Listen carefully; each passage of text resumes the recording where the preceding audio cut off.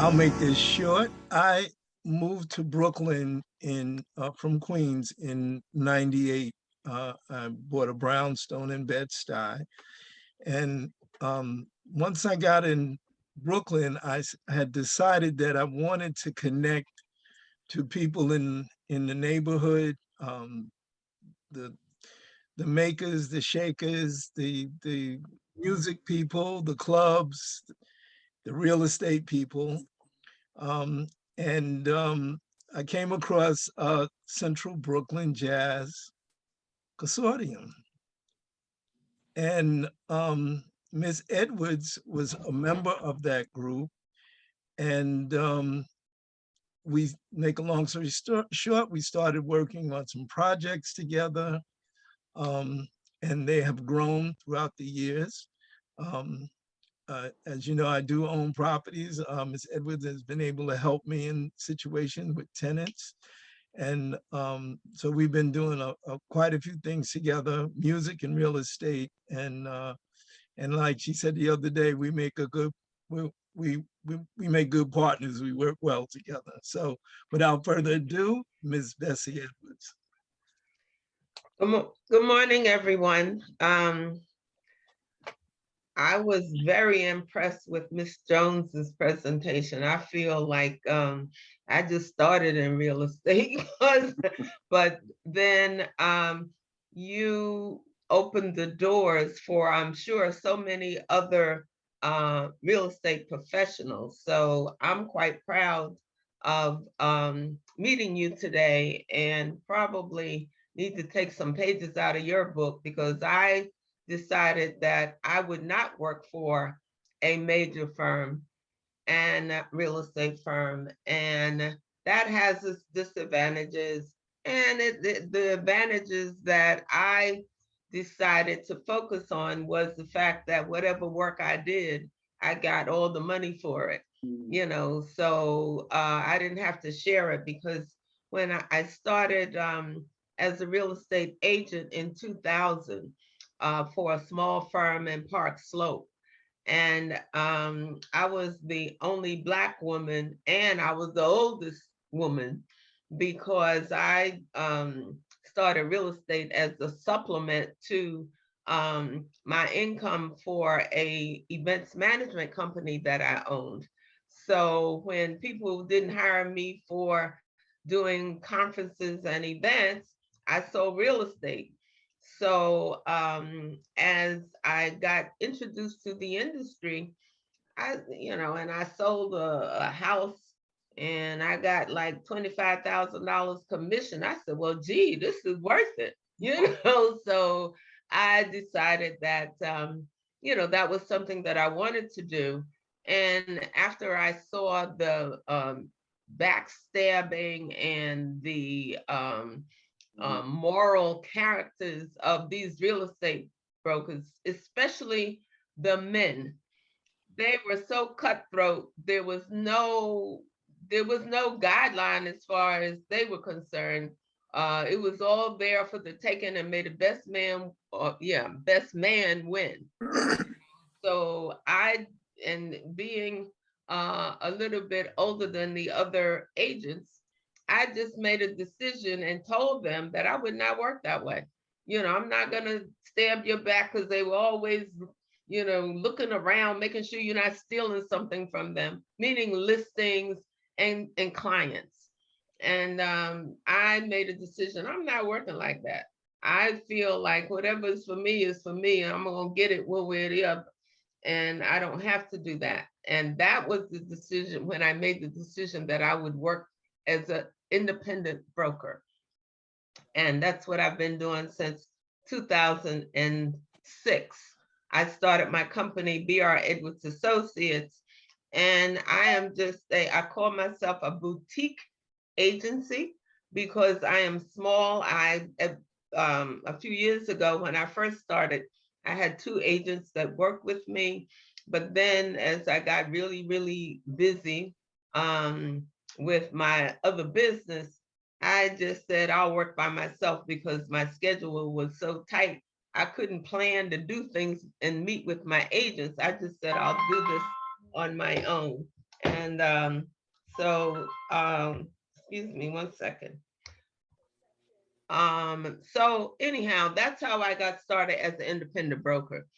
And my focus has been really working with uh, our community, within our community. I have had um, white clients, I've had Black clients, but the white clients are a little different in that they come to me and say, well, we want to move to Brooklyn because it's really coming up.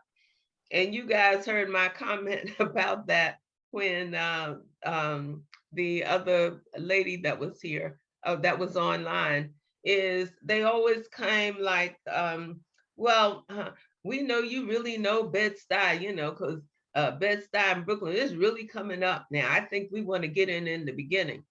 And being a Brooklynite for most of my life, I'm saying, what you mean? It's what do you mean it's coming up? It didn't go down. It's in my mind, it was like home and it was great. So the point is that I've been committed to the community, and I focus on young people and try to encourage them and guide them through the process of being first-time home buyers, whether it's buying a house or a condo or a co-op. And I do a lot of community activities so that I can let people know the advantages of being in real estate. I think that I've done many webinars and written many programs educating people about the advantage of ownership, wealth retention, and developing wealth and then retaining it. And I find that our community, depending on their parents' background, they're not really sensitive to retaining wealth. They might be interested in getting it, but they are not interested, or maybe they are interested, but they don't plan to keep it.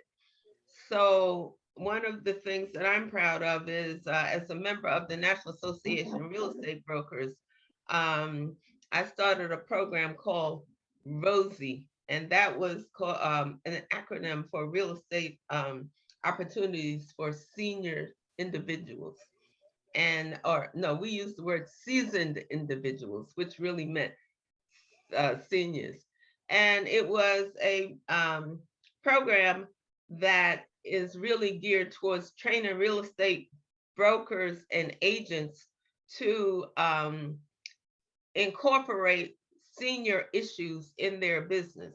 Because here in Brooklyn, we have a lot of seniors in our community, and they have worked really hard to buy these brownstones in Bed-Stuy and throughout Brooklyn, and they don't really plan how to pass that investment on to their family members. Because I know myself, I work really hard to send my kids to college, and they've done the same thing. And the kids went to college, they got education and did not, and they are no longer interested in what their parents have accumulated. And I feel that the reason they're like that is because we didn't want our kids to work as hard as we had to work. So they allowed their kids not to have the responsibility of maintaining a house and being able to look at the finances and look ahead and invest in other properties because they had the equity. Because as you guys all know, once you own a house, your um, perception to the community at large and to the financial community is a little different. We don't get equal access to financial opportunities when it comes to purchasing real estate, but we get better opportunity if we have some property, if we own a property. And that means that you have equity. So those are the things that I try to share with our people. Because one of the things that recently I noticed, when the interest rate went down on mortgages, those people who were struggling to pay their mortgage, you could not beat them into getting refinanced because they wanted, their goal was to pay off the mortgage and be debt free. But then once they pay off the mortgage, they are not able to use the leverage of having equity in their property. That is money that is will sit right there until you sell the house. And usually with seniors, they don't really think about selling until, you know, the very late part of their life. So they really never get a chance to use the equity creatively in their home. And what they really like to do is to pass it on to their kids, which is fine, but they don't train their kids to keep it. So those are just some of the issues that I feel really passionate about. So with the National Association of Real Estate Brokers, I was the president, the past president was very open to incorporating that in the platform for National Association of Real Estate Brokers. And are you guys familiar with that organization? Yes. Yes. Yeah. Okay.